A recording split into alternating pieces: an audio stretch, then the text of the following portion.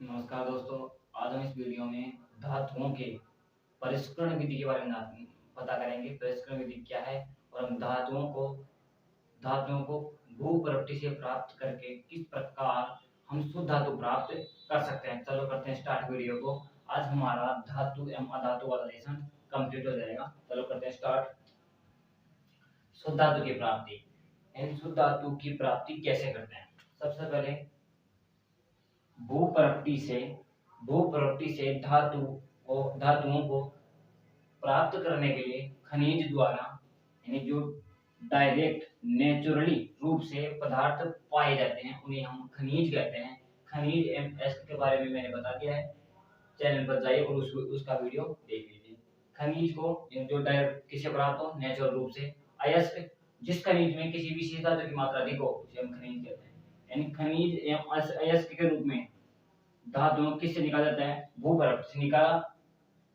फिर क्या किया, जो अयस्क प्राप्त किया गया उसे हमने धातुओं का निष्कर्षण किया। किससे किया, अयस्क से धातुओं का निष्कर्षण किया। यानी हमारा ये वाला हो गया, निष्कर्षण हो गया, निष्कर्षण कर लिया।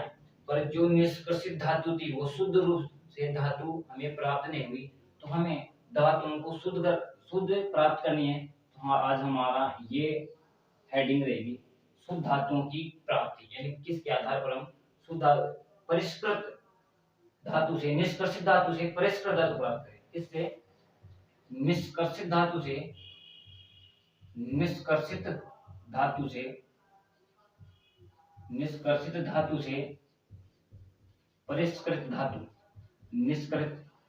परिष्कृत धातु, यानी कि जो धातु हमने निकाली है, जो धातु हमने अयस्क से प्राप्त की है, उससे हमें शुद्ध धातु प्राप्त करनी है। चलो करते हैं। किस विधि द्वारा, यदि विधि हमको पता करनी होगी, किस विधि द्वारा कि उस विधि के अनुसार ही हम शुद्ध धातु को प्राप्त कर पाएंगे। विद्युत अपघटनी विधि।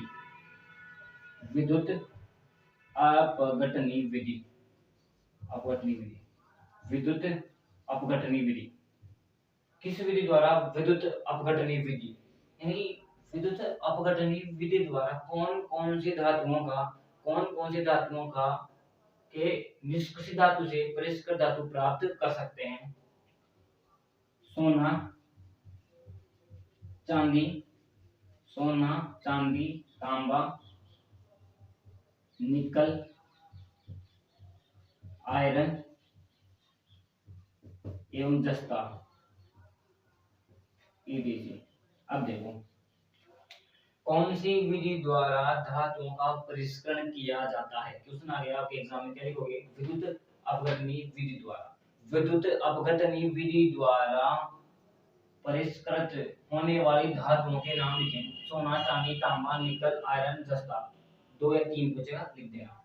अब देखते हैं ये विधि क्या है। यह विधि क्या है। इस विधि में, विद्युत अपघटनी विधि में जिस धातु को हमें शुद्ध रूप से प्राप्त करना है, विद्युत अपघटनी विधि में जिस धातु को हमें शुद्ध रूप से प्राप्त करना है, उसके हम 2 इलेक्ट्रोड बनाते हैं। एक होता है अशुद्ध इलेक्ट्रोड, अशुद्ध धातु से बना हुआ एनोड। ध्यान रखिए, एग्जाम में आ सकता है। विद्युत अपघटनी विधि में अशुद्ध धातु से बनता है एनोड। एनोड क्या होता है, एक इलेक्ट्रोड होता है। एनोड क्या है, एक इलेक्ट्रोड होता है। एनोड एक इलेक्ट्रोड होता है। एनोड इलेक्ट्रोड विद्युत अपघटनी विधि में बनता है अशुद्ध धातु से। और शुद्ध धातु का कैथोड बनता है। शुद्ध धातु क्या बनता है, कैथोड बनता है। कैथोड हमेशा याद रखें, कैथोड हमेशा माइनस होता है, ऋणायन होता है। ऋणायन ग्रहण किए होता है और एनोड हमेशा प्लस होता है। कैथोड हमेशा माइनस में होता है और यह प्लस में होता है। अब देखो इधर, यदि एग्जाम में यदि एग्जाम में आपके पूछे, यदि एग्जाम में पूछे विद्युत अपघटनी विधि को बताइए, यदि एग्जाम में पूछे विद्युत अपघटनी विधि को बताइए, विद्युत अपघटनी विधि को बताइए, तो विद्युत अपघटनी विधि में धातुओं को उनके परिष्कृत निष्कर्षित रूप से, विद्युत अपघटनी विधि में धातुओं को उनके निष्कर्षित रूप से परिष्कृत धातु प्राप्त की जाती है। विद्युत अपघटनी विधि में निम्न धातुओं को सोना, चांदी, तांबा, निकल, आयरन, जस्ता इत्यादि धातुओं के को शुद्ध रूप से प्राप्त किया जाता है। जिस धातु का, यदि हम एग्जाम्पल ले लें कॉपर का, कॉपर यानी तांबा, हम एग्जाम्पल लेते हैं कॉपर है, तांबा को हम क्या कर रहे हैं, शुद्ध धातु प्राप्त कर रहे हैं। जिस धातु है हम लेते हैं कॉपर, तो कॉपर का हमें शुद्ध धातु प्राप्त करनी है, कॉपर की हमें शुद्ध धातु प्राप्त करनी है। तो कॉपर की शुद्ध धातु प्राप्त करनी है, तो यह एनोड अशुद्ध धातु, कौन सी अशुद्ध धातु, कॉपर की, बिल्कुल। जिस धातु को प्राप्त करनी है उसी का इलेक्ट्रॉन और उसी का विलयन, याद रखें, उसी का विलयन और उसी का इलेक्ट्रॉन। तो कॉपर को प्राप्त करना, कॉपर का अशुद्ध कॉपर का इलेक्ट्रोड कौन सा होगा, एनोड। अशुद्ध कॉपर का इलेक्ट्रोड कौन सा होगा, एनोड। शुद्ध कॉपर का कैथोड। शुद्ध कॉपर का क्या इलेक्ट्रोड होगा, कैथोड। इलेक्ट्रोड यानी क्या है, इलेक्ट्रोड होते हैं। अब देखना, यानी इनको इलेक्ट्रोड कहते हैं। और जिस धातु से बने होते हैं उन्हें शुद्ध, अशुद्ध और शुद्ध कह दिया, कोई दिक्कत नहीं इसमें। तांबा, अब देखते हैं जो ये विलयन बना है वो CuSO4, यानी कि यदि हम बात करें कॉपर का विलयन, यदि इसको क्या कहते हैं, कॉपर का विलयन कह देते हैं, कॉपर का विलयन कहते हैं।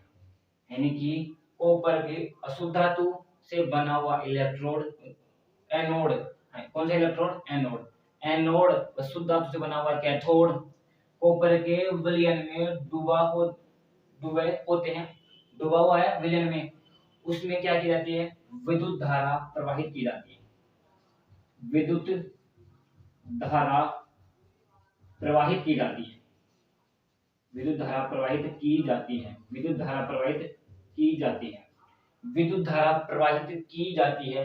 विद्युत धारा जैसे ही प्रवाहित की जाती है, या थोड़ा ध्यान दें, या जैसे ही विद्युत धारा प्रवाहित की जाती है, अशुद्ध कॉपर, थोड़ा सा कंसंट्रेशन चाहूंगा आपका, जैसे ही अशुद्ध धातु से बना हुआ है एनोड, अशुद्ध धातु जैसे ही विद्युत धारा प्रवाहित हुई तो अशुद्ध कॉपर कहाँ आ जाएगा, अशुद्ध कॉपर विद्युत अपघट्य के रूप में विलयन में आ जाएगा। अशुद्ध कॉपर विद्युत अपघट्य के रूप में कहाँ जाएगा, विलयन में आ जाएगा। और जितनी मात्रा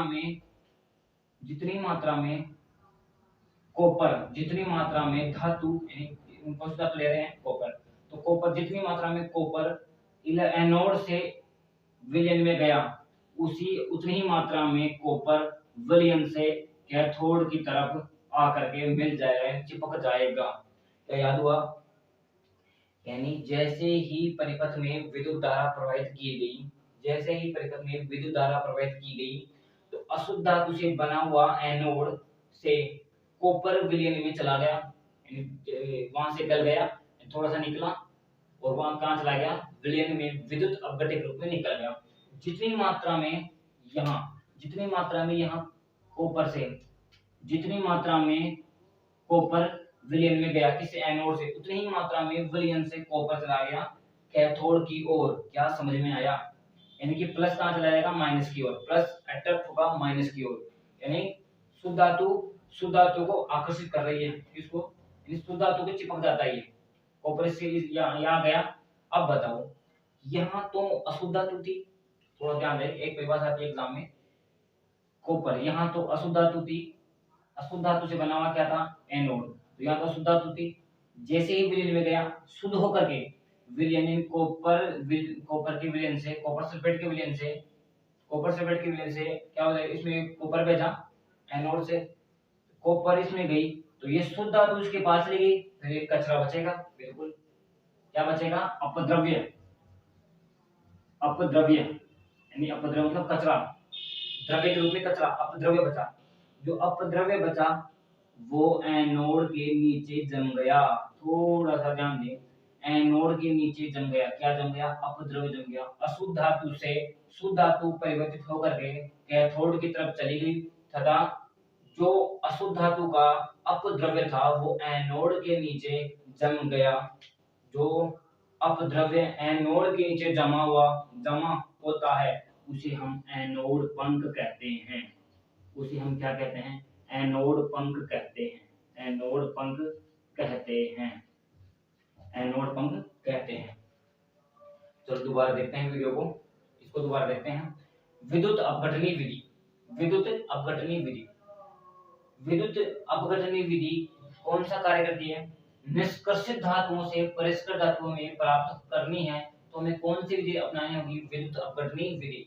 विद्युत अपघटनी विधि द्वारा कौन कौन सी धातुओं का शुद्ध धातु प्राप्त होती है? सोना, चांदी, तांबा, निकल, आयरन और जस्ता इत्यादि धातुओं में शुद्ध प्राप्त होता है। किस विधि द्वारा? विद्युत अपघटनी विधि द्वारा।